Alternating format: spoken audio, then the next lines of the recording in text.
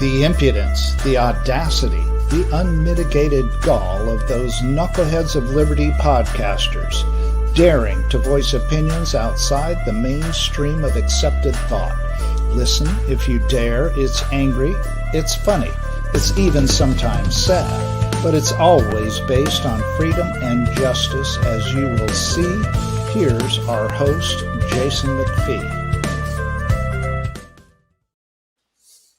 Welcome to the Knuckleheads of Liberty. We're coming at you on November 7th, 2022, one day before the midterm elections, where I tell you, it just seems like the frustration that we're always slipping a little bit further into Biden's abyss, but maybe we can do a little something about that.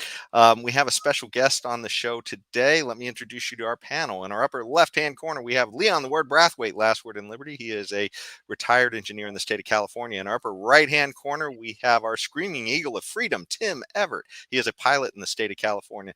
And in our lower left-hand corner today, we have our special guest, Mark Victor, who until a week ago was the U.S.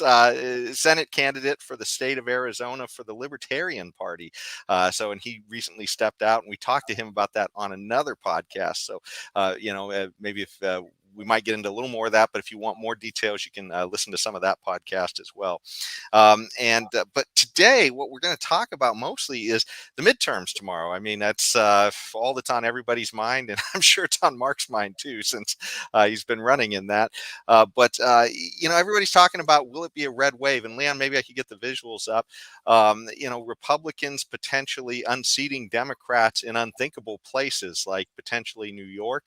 Hochul might wind up losing to Lee Zeldin there. There's a lot of other places as well, places like I think Oregon and other places where people who they thought could never be unseated by a Republican are about to potentially be unseated.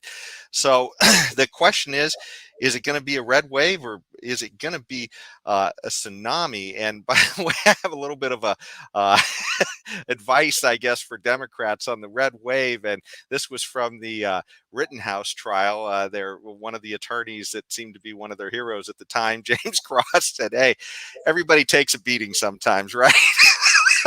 So anyways, what do you guys think about this? I mean, a red wave, or is this going to be something that, is maybe a little overblown or huge? You want me to start, or? Yeah, anybody wants to jump in? Yeah. Okay, happy to jump in. Well, I think what's important to remember here is that generally speaking, the Republicans and the Democrats, we got to think about how they differ from the libertarian philosophy, right? The libertarian philosophy is don't aggress against anybody. The Republicans and the Democrats disagree with that. They say aggression is fine. And what they're arguing about is in what areas and to what extent should the government aggress against people, take your money and where should they spend it and things like that. We libertarians don't really reach those arguments. And so what happens is first one party gets control, and then they aggress against people and do all kinds of things that people don't like. And then people say, oh my God, this is terrible. The other party is going to be the solution here. And then they swing back, and then there's a wave, if you will, to the other party. It doesn't take that much memory to think back when the Republicans controlled everything not too long ago. And we've got tired of that. A lot of people said, oh my God, we got to get rid of this Trump guy and all these other, now they're pushing tariffs and they're still spending. Trump brought at the time, two of the biggest spending programs ever seen in the history of our country. They added more to the debt. People said, oh my God, let's get back to the Democrats. At some point, you wake up and you say, look, neither of these parties has a real solution here. So putting it in that context, if you've been watching politics, right, each party is the savior for the sins of the last party in the next round. So yes, just based on that, I expect we'll see more Republicans. The typical Republicans, the ones who like to continue to aggress against people, will cause other kinds of problems, and then we'll be frustrated and say, let's go back to the Democrats. What we're saying as libertarians is there's another way here. How about we just stop aggressing and we let people run their own lives? And that's really the philosophy we're trying to bring forward. So to the extent that some of those Republicans are what you might call libertarian leaning or closet libertarians, then okay, this will be a good thing. To the extent they're just aggressors who want to push their personal ethical positions, moral positions into the law so they can force them on everybody else. All right, I guess if you agree with this particular ethical position, maybe this isn't a bad thing. But if we step back from it and say, what's best for us as humans to live on the planet? How do we interact with each other in the best ways? The libertarian position, or what I now call the live and let live position, is the best position. So I think what our job should be as people who are for freedom and peace is to convince enough people, right? I mean, if you want to get off this merry-go-round, the only way off the merry-go-round is to win enough hearts and minds of our fellow brothers and sisters on the planet so we can then take control of things and stop the aggression, and then the resulting peace and prosperity and freedom will speak for itself, as it has everywhere else in the world where we've moved even inch by inch in that direction. I mean, look around the world. The best places to live are the ones that are most free, the most prosperous places, the highest standards of living. Those are the places that are most free. That's the reason people want to come to our country, right? Notwithstanding the fact that we could be so much more free than we are. Mark, you think about live and let live, and it's a very nice principle. And as I told you before, I am into life, liberty, and the pursuit of happiness. But those are our ideals. But when we are looking at the practicality of the situation, should we be really looking at, well, we are stuck with maybe the lesser of two evils, and I use evils in quote, in terms of there's the Democrats and there's the Republicans. Well, the Republicans actually have a sort of libertarian wing of their party. Should we then be, from a practical sense, be looking at the lesser of two evils? I think this is an area, and thanks for that question. I think it's a great question. This is an area, in my opinion, where reasonable minds disagree, right? This is about strategy and tactics. And given that we can't make the world exactly the way we want it, what is the best approach? Is it the lesser of two evils? Is it, building up the Libertarian Party? And I don't know. And I don't take a position that there's only one way here. I have some ideas. I think that the goal should be to convince enough people in their hearts and in their minds to adopt our philosophy, which, by the way, I think will happen. Will happen if, and this is the big if enough people hear and understand our message, which is the reason I think we need to present our message, and we need to present it in the most simple, easy to understand kind of way. That's the reason I'm promoting the Live and Let Live global peace movement, because I don't think there is a more simple yet more principled and uncompromising message than the message we're presenting it and in the way we're presenting it in the Live and Let Live movement. So I think minimally, if you're listening to this podcast and you agree with the sort of philosophy, the underlying philosophy, it's free to join the Live and Let Live global peace movement. All you got to do is say, I agree with rule number 1, don't be an aggressor. And I agree with the optional rule number 2, be a good human. If you check the box, great, you're a member of the movement. How does that help? When I can stand up and say we got 20 million members in our global peace movement, people will listen to what we have to say. So as a bare minimum, the least you could do is join the Live and Let Live global peace movement. The second thing that I think also comes under the category of the least you could do is blast it around on your social media. Tell people, hey, there's a global peace movement out there. Here are the principles. I joined it. You should too.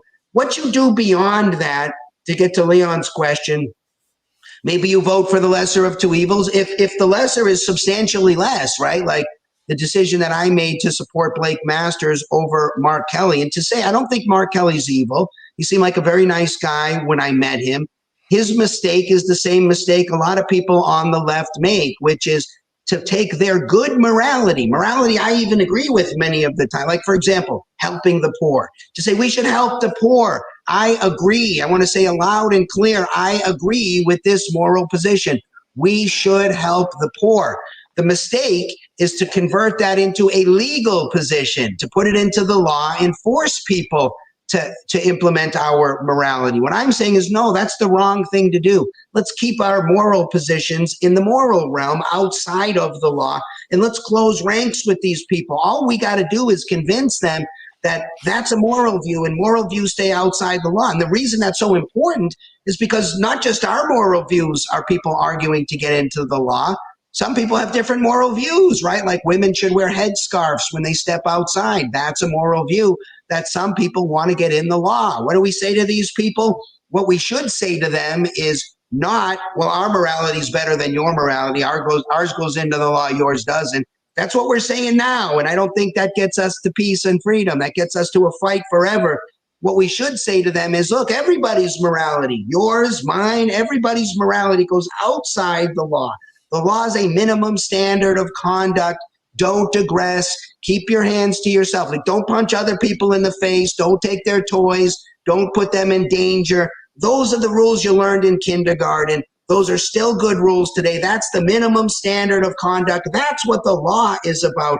Everything else is in the moral world, and we should push our views here. That's what Live and Let Live is doing. We're trying to persuade people in the moral realm to adopt our good moral views. And this configuration of this message, mark my words, will be the future of the freedom movement.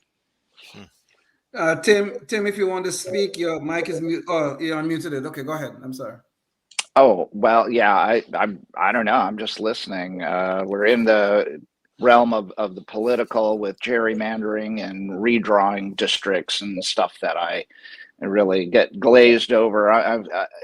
Surprisingly, I'm more interested in economics, which glazes most people's eyes over. But in the case of all this political stuff, I kind of would just rather take a back seat if that's appropriate. Me too, man. I don't like I'm with you. This political districts and all this, I have zero interest in all of this stuff. I also have some interest in economics. But, I don't think we're going to win. And I agree, we probably agree on everything on economics. But I don't think this is the argument for us, right? I don't want to have to convince the average person about economic curves and socialism and capitalism and which one. This is not the best approach in my view. The only thing that I would say, and the only thing Live and Let Live says about economics is the same thing we say about everything else. Just don't violate rule number one. So what's left over? Well, a free market. Nobody violates rule number one. To lay that out, rule number one is don't be an aggressor, the legal principle. So free market capitalism there's no reason to be upset about that. What you might call crony capitalism, where the government gets involved and forces one company to do something, usually at the benefit of another company or disadvantage that company. Okay, that involves violating rule number one. So crony capitalism is out. Socialism, why would we give any different analysis here? If people want to be socialists and they want to put their property together and act from each according to his ability and to each according to their needs, as long voluntary socialism. As long as they're not the only thing we care about in every analysis, no matter what the issue is, whether it's capitalism, socialism, or the drug war. If you're not violating rule number one, you should be left alone. So voluntary socialism, as Jason points out, perfectly fine. Where do we run into a problem? When they say, oh, Jason is not part of our group, we'll force him to be part of our group. Well, as soon as we bring in the word force, we're now violating rule number one. So involuntary socialism, like involuntary virtually everything else, violates the rule and we should prevent it. So that's really all we got to say. We should resist getting into arguments about what von Mises said or what Hayek said or what Milton Friedman said. Even though we may agree with what they said, this is unnecessary for us to win the agreement of our brothers and sisters on the planet. Let's just focus on rule number one and rule number two. If we don't say anything else, that's everything we need to say. Why say anything else? Well, it's funny, and if I had I'm sorry, Jason, but if I had anything to say, it would be that for a candidate to be in favor of sound money, which to me is fruit hanging way up on the tree, yet at the same time they would be in favor of continuation of the drug war, which to me is the low-hanging fruit on the tree. I just don't understand how that can happen. I'm with you philosophically for sure. Sound money is I said it in the debate a couple of times and I got criticized. Mark, people don't know what sound money is. You used your, 3 seconds you had to say something by throwing sound money out there. Fair enough. But why might somebody take this position? Again, I'm not speaking for Blake Masters here, but somebody who might be a libertarian who wants to get elected as a Republican might say, I'm for sound money, but that drug war is really scary or something. They may back off that. That's fine. If you ask me about it, if you had asked me during the campaign, if they had asked me during that debate, Mr. Victor, how do you feel about legalizing drugs? I would have said, competent adults own their own bodies. They are the iron-fisted dictator of what goes in and what doesn't go in, period. I don't make those judgments. I have opinions. I may tell them, hey, in fact, I would tell them meth, bad idea, cocaine, heroin, bad ideas. But look, at the end of the day, as long as I'm going to watch you closely to make sure you're not putting anybody at risk, right? So you don't get to drive your vehicle. You don't get to use it on someone else's property. You don't get to use someone else's drugs. There are things in there. But if at the end of the day, you're a competent adult and you are not violating rule number 1, I have no basis upon which to complain legally about anything you're doing. That would have been my answer, crystal clear about that point. I think that's the better approach, and that's the one I want to convince people to give, but the world isn't quite there yet. Well, it's funny this whole live and let live thing that you've sort of crystallized there for your movement. It seems so intuitive, and I think that's exactly why there appears to be a red wave right here. Is because the Democrats recently have appeared to be very much not live and let live in a lot of areas. They seem to want to censor what we say. They want to lock people in their homes, force vaccinations and masks, and then of course we even see their leaders not even living up to what they want to force the rest of us to do, which even makes it all the worse. But I think maybe that's the crux of why we're seeing this red wave. And maybe it's because people don't understand that there's a liberty option out there too, because we have this false dichotomy of 2 parties. But it just seems to me that they've become the anti-live and let live party at the moment. Yeah, well, I think it depends on what issues are on the table, right? We just went through the Corona thing, and it seemed the Republicans were better here. But, and we got gay marriage too. But imagine you're gay and you want to get married, and the Republicans are in, and the Republicans are saying, sorry, you can't get married. Or, there are issues there. I had a friend who recently passed who was competent. He had ALS, and he had to take his own life. For him, that could have been a very big issue. I mean, I raised that issue because I think it is a big issue that doesn't get enough play. Your right to decide the circumstances of your death, assuming you're competent and you're an adult and all that. That's just as big an issue for me. It's exactly the same. It's exactly the same question as all of these other questions. They're all the same question. We could say there's only one question that is presented, which is who gets to make a decision about property, the owner or some other configuration, the people on the street, the president, the people in Congress, whatever property you're talking about. My position, in the position of those in the live and let live movement, is that's what it means to own property. You get to decide how it's used. The only restriction is you don't get to use it in a way that affects somebody else's equal right to use their property. That's where we draw the line, and that's the only place the line should be drawn. And so live and let live, in my view, does a better job of explaining what our position is. We're moving the freedom movement to the next level. We're adding a necessary moral principle, which, by the way, the world needs to hear us talk about morality. It really does. You want to solve the crime problem? Let me say something a little controversial here. As a 28-year criminal defense lawyer, and by the way, just for a little context, I'm not one of these criminal defense lawyers who dabbles. I've defended people in several first-degree murder cases with the death penalty alleged. I've done several of those at trial, major felonies, federal courts, state courts. You know what the number one cause of crime is? Bad parenting, or lack of parenting entirely. That's the real cause. This isn't something we can fix with the law. I'm not trying to change a law, get a law passed that says you must be a good parent. We got to look in the mirror and say, let's be better parents. Let's help other parents be better parents.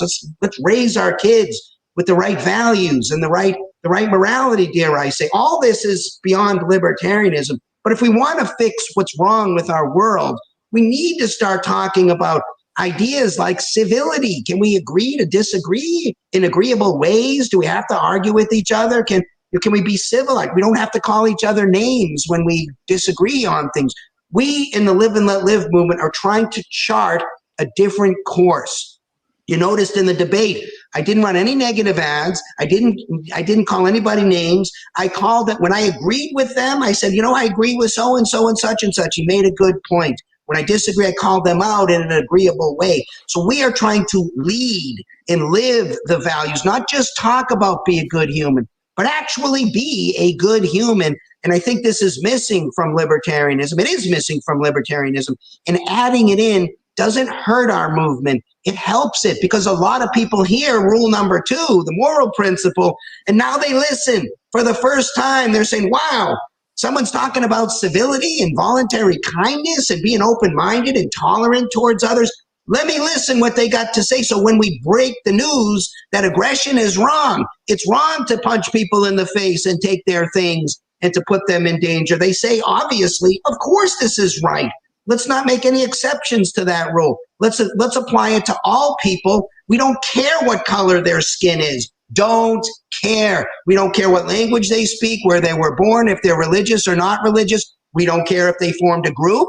We don't care if they formed a corporation. And we damn sure don't change anything because the government is acting. The government should be held to the same do not aggress standard as every person, every group, every corporation. No exceptions, period.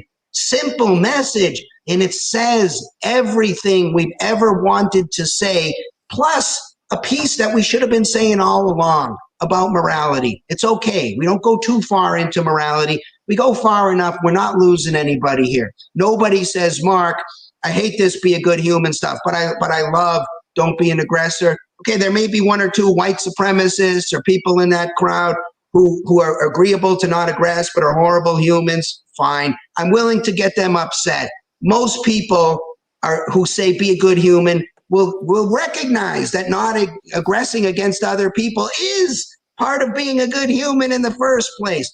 But the way we deliver the message has been such an F that people haven't. It's the only explanation, because we know, the 4 of us know, if you understand the philosophy underlying the libertarian movement, you know this is the right answer for how people should be interacting on the planet. If you care about peace and freedom and prosperity, this is the right answer. Yet we're marginalized as crackpots because we have done such a bad job at communicating our message. Live and let live, I've said it before, will be our future. I'm encouraging the 3 of you and everybody listening to this show, check it out.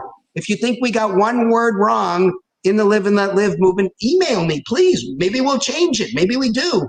But I don't think so. I think what we're saying is simple and consistent, and it's right, and I'm happy to stand behind every word. Mark, you raised the issue about being good parents. I mean, we on this show have talked about the issue of fatherless homes, and that is a very, very big problem.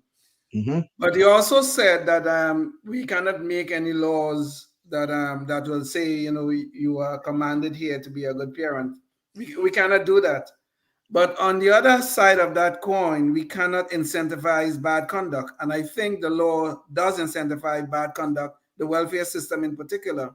Yep. I mean, if you look at what have happened to Black families in the United States, starting somewhere in the 1960s with the Great Society programs, those laws that are, some of them are still on the books, incentivize bad conduct, which we end up with this epidemic of fatherless homes in the inner cities of America. So there are things we can do in the law, but it's not that we could command people to be good parents, but we could stop incentivizing bad conduct. Well, of course. I was just going to say, it almost seems like it's an issue of not putting more government in. It's an issue of getting government out. But go ahead, Mark. Now, of course, I agree with everything you said. I would state it much more simply. I would say taking money from one person and giving it to against their will and giving it to another person for any purpose violates rule number 1. I don't have to get into a fancy argument that I happen to agree with that you just made, that we are incentivizing non-productive kind of conduct. I certainly agree. And let me fill in a little bit more detail with what I said. I was worried that you were going to say something a little different and correct me on something, so I'll correct myself. There are areas where the law should be involved in parenting, right? Because a parent is somebody who owes a duty to the child that they made. And so if you say, for example, a parent is not providing food, a parent is not providing shelter, a parent is beating the heck out of their kid, there are places where we can say, look, the parent is now violating rule number 1 by aggressing or by failing to act as a proper fiduciary guardian of that kid. And in those areas, okay, we can take action. Now, exactly, this is another area where reasonable minds disagree. We don't need the same rule in Massachusetts that we have in California or in Arizona. Within a reasonable range, right? No parent should ever get to beat the heck out of their kid or deprive them from life-saving medication. But there are areas in there. Can you spank your kid? How much can you spank your kid up to a certain point? There are areas where reasonable minds disagree. And I don't want to argue about this with my fellow live and let livers. I want to say put it in the local community, let them make a decision, move on. So I'm not saying there's no role whatsoever in the parent-child area. There are, but I don't think we could pass a law that says anything more than don't aggress, right, which is rule number 1. Because once we do that, now we've crossed that barrier. And other people will say, oh, well, being a good parent is, sending them to church and doing a whole other host of things that we think should be in the moral realm, not in the legal realm. Fair enough. Real quick too, I wanted to get your take on what are the midterms looking like in Arizona, Mark, and maybe you can pull up the visual real quick, Leon, on this. Yeah, I think that we're at a point in time where the Dems have done such a colossally horrendous job, right? Now, some of this is absolutely earned and deserved, and some of it's not, right? I think that the Republicans are coasting here by saying, oh, look, inflation got so terrible it was fine 2 years ago, and now all of a sudden it's terrible, as if they are excused from their own printing money and throwing it into the economy. They are just as much to blame. We know why inflation went crazy here. Inflation went crazy here because the Republicans under Trump and the Democrats under Biden and all of them before printed up an unprecedented amounts of dollars and flooded that through the economy.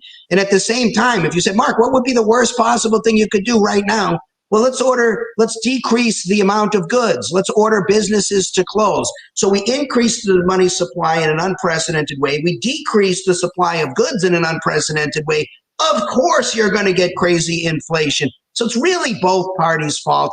But the Democrats have done everything they could do pretty much to look as bad as they can do. So I would be surprised if we didn't get a red wave. What I'm hoping for is some of that red wave will include people who understand the reasons we get to freedom, peace, and prosperity, which would be to say, we might say libertarian leaning, which I don't love, by the way. How do you lean against aggression? It's kind of like you're being pregnant, right? You either are or you're not. Either you think it's wrong to punch people in the face and take their money, or threaten to punch them in the face and take their money, or you don't. I think there's sort of libertarians and non-libertarians, but okay, maybe for political reasons, there are people who agree with libertarian rules, but then say things like, well, I'm not sure drugs should be legal, to get elected. Maybe that's not my approach, to be clear. I like to say it all proudly. I'm very proud to take the position that aggression is wrong on all issues while still encouraging people in the right direction on moral views. I think this is the right position. Should have been our position from the beginning. Well, I kind of want to transition to that issue on aggression too, but one last point on the national stage, and Leon, maybe we could get a visual up on this. As we leave the national stage on this red wave issue, there is an election going on in Philadelphia, and there is a guy there running. Two guys who don't really quite fit the liberty mold on either side, but on the Democrat side, there is a guy named Fetterman running, and he recently introduced himself as John Fetterwoman. And so I thought, in the interest of being decent people and not dead naming, if you live in Philadelphia, write in better woman. so that we can be decent people about all this. But it's funny though that all of this stuff that you're talking about, aggression, and what we're seeing is sort of almost a wave of aggression to some degree on both sides. I mean, we recently saw this issue with somebody I guess violently assaulting Nancy Pelosi's husband. There's some kind of murky details around that, but we also saw somebody had threatened to kill Justice Kavanaugh, showed up just outside his home. And then, of course, depending upon your take on the January 6th, there could be some issues of violence there as well, potentially. But yeah, we see this going from not so much a meeting of minds and a live and let live, but sort of like, hey, you're going to do it my way, or we're just going to get violent. It's almost like we've got a red wave of violence. And I don't mean to associate that necessarily with Republicans, but just this idea that it just seems to be getting a little more and more off the rails. What do you guys think about that? I think there are. Oh, go ahead, Leon. I'm sorry. No, I was just going to add into what Jason was saying about the appearance of violence all over the place. Yesterday or the day before yesterday, it was reported that Carrie Lake, who is the Republican candidate for governor, her office received some suspicious packages that contain some white powder. It's under analysis right now. I don't know what the results are, but it is specific to Arizona. But it's part of this whole thing about this epidemic of violence that we've seen in the political realm. So go ahead, Mark. I just wanted to add that. I think that there are consequences of teaching people that some forms of aggression are okay. And that's essentially what we're teaching them, right? I mean, I think there are also consequences of teaching people that all aggression is wrong, like we want to teach, right? It's all wrong. And so it does bother me when I see, for example, Nancy Pelosi's husband gets attacked and the Republicans may make fun of that. We shouldn't make fun of that. We should stand against aggression of all types, no matter which side you're on. January 6th, this is another issue we have of trying to broad brush everybody. Some of the people there engaged in violence. For those people, we should act, right? There should be consequences if you engaged in violence. I think the vast majority of people there didn't engage in violence. And if you didn't engage in violence, we should treat them accordingly, consistent with the one principle that we really care about in the legal world, which is, did you aggress? So we shouldn't broad brush groups, right? Almost any statement that starts with all and then it talks about a group is going to be mistaken.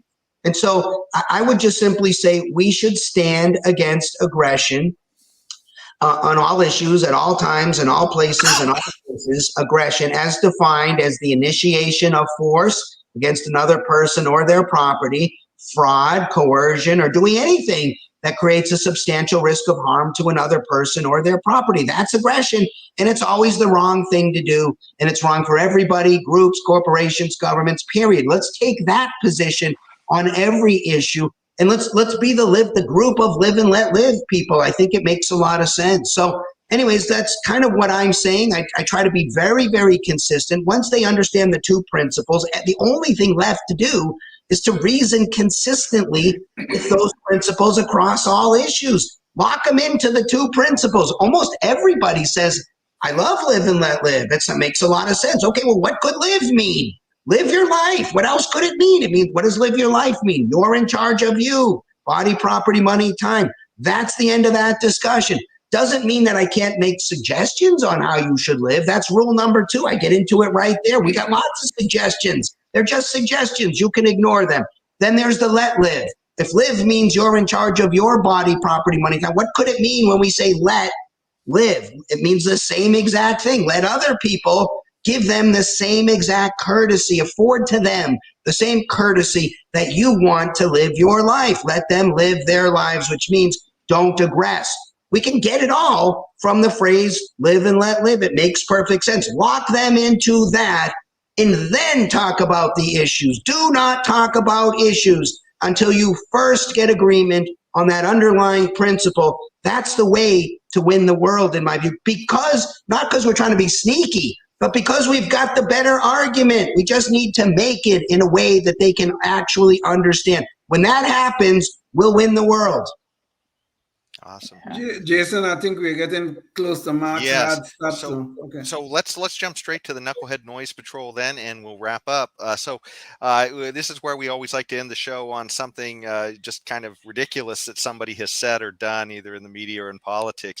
And this takes us to, and maybe we could get the visual up here, Leon, but this takes us back to Biden again, who's our most frequent winner of this award. Our Knucklehead Noise Patrol. Me. Well, he just, it's just beyond the pale. Every week there's new material. but anyways, are we aggressing against Joe Biden here? Yes, we are. I don't think so. He put it out there, so we're just. But on November 2nd, they put out a tweet. And they essentially said that seniors are getting the biggest budget increase in their Social Security checks in 10 years through the President Biden's leadership. And by the way, do we have the visual on that, Leon? Or is that because we do have the tweet we could show here. So there is the tweet. And apparently this comes down to what we've been talking about how a lot of people who really aren't in the liberty movement don't appear to understand economics, because Biden is taking credit for essentially an automatic inflation trigger that is happening in the Social Security setup, where it literally tries to track inflation. So he didn't do anything specifically other than help to create inflation, which I guess he's taking credit for here. So, and of course, then they pulled the tweet down, which is another weird part of the story. And they said, well, it was missing context, and they didn't bother to put it back up and put in the context because I think the jig was up. Everybody sort of recognized this. And on a weird note too, I heard that by them removing that tweet, they may be interfering with the Presidential Records Act or whatever too, as far as by erasing tweets that the president has put out. So they may be getting into some other murky waters as well. Anyways, what do you guys think about this? It's just one thing after another with Biden. But he was right to take credit for the inflation. He was absolutely right. Okay, so I don't know why they took the tweet down. I mean, they're printing money and spending money like there's no tomorrow. Of course, the guy was right. So I don't know why they took it down. Poor people. Yeah. I don't know. At the risk of seeming to beat up on Biden. I don't have anything to say. The guy obviously doesn't know what he's talking about most things. So, chalk this up on top of that. But anyway, this is one of the best noise patrols we've had. What I would say is this is evidence of the level of discourse that is going on right now. And if we think that we are going to win the day by making complex economic arguments, we're mistaken. We got to simplify our message while keeping it absolutely true to principle. That's what Live and Let Live is about. Simple, but absolutely no compromise. And so, again, I just take it as another plug to go to liveandletlive.org and join the movement. We've got to, look, time is, I hate to leave it on a bad note, but time's running out here, right? There are serious threats cropping up all over the world. We got to be more than just a discussion group. We need action. We need a movement. We need the people of the world to come together around some important principles. Live and Let Live is our effort to try to make that happen. I would invite everybody listening to this podcast to just get involved. If you want to get more involved, email me. Say, Mark, I want to start a chapter. You can donate money. We're a 501c3. There are many ways to get more involved. Let's do it. We got to win this argument once and for all. And the good news is we can. If we can just communicate the message to enough. We don't have to get everybody. American Revolution, maybe a third. I don't even think we need a third today. These are the most productive people on the planet. Can we get 20% of the people to hear and understand our message? I think we can. If we can do that, we'll win the day. I have no question in my mind about it. Yeah. Well, I definitely the 80-20 rule. Yes. 80-20. Well, I definitely agree with you too that the time is getting short, and we've got both debt and aggression just seem to be increasing at an almost exponential rate. Unfortunately, though, we're just about out of time. So again, check out Mark's site, and we also interviewed Mark in another show recently too, so you can go listen to a little bit more of his discussion about some of his background and his run for Senate there. So again, thanks so much, Mark, for joining us today. Thank all you listeners as well for joining us. And until next time, stay free. Thanks, guys. Peace. Thanks. Yes, indeed. Life, liberty, and the pursuit of happiness, always and forever. Thank you for listening to the Knuckleheads of Liberty podcast. Find us on Facebook, Rumble, YouTube, your favorite podcast network, and at knuckleheadsofliberty.com.